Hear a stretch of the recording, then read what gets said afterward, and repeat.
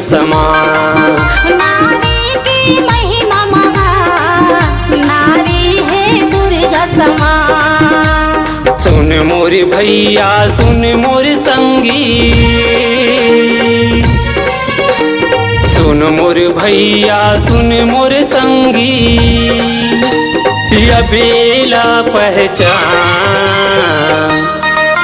नारी की महिमा महान, नारी है दुर्गा समान।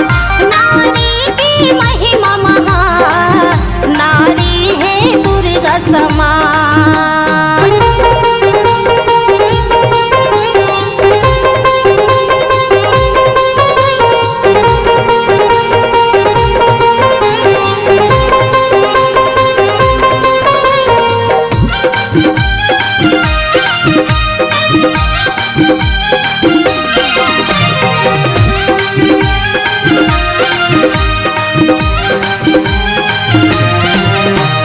नारी बिना नहीं होए भैया ये दुनिया की रचना।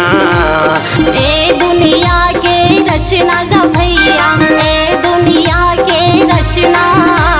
नारी सन प्रीति करे न कोई, बोले न मीठी बचना। बोल न मीठी बचना गा भैया, बोल न मीठी बचना। नारी लगे सबकी महतारी,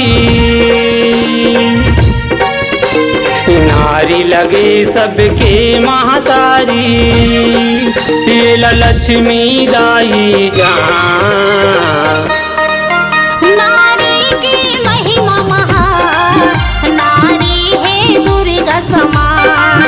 नारी की महिमा महान, नारी है दुर्गा समान।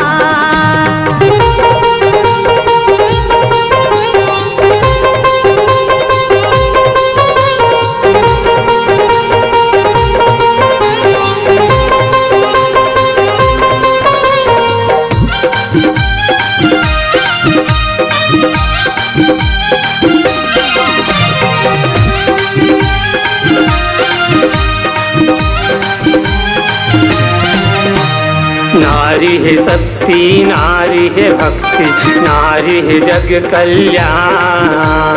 नारी है जग कल्याण गा भैया, नारी है जग कल्याण। नारी से नर होत है गुरु प्रहलाद समान। ध्रुव प्रहलाद समान गा भैया, ध्रुव प्रहलाद समान। नारी हवे सबके जग जननी, नारी हवे सबके जग जननी, सीता सवित्री जान। नारी की महिमा महान, नारी है दुर्गा समान।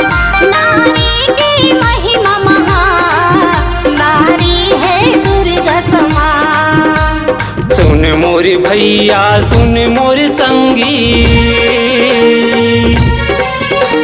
सुन मोर भैया सुन मोर संगी, यह बेला पहचान। नारी की महिमा महान, नारी है दुर्गा समान।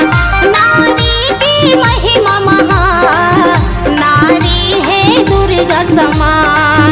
नारी की महिमा महान, नारी है दुर्गा समान।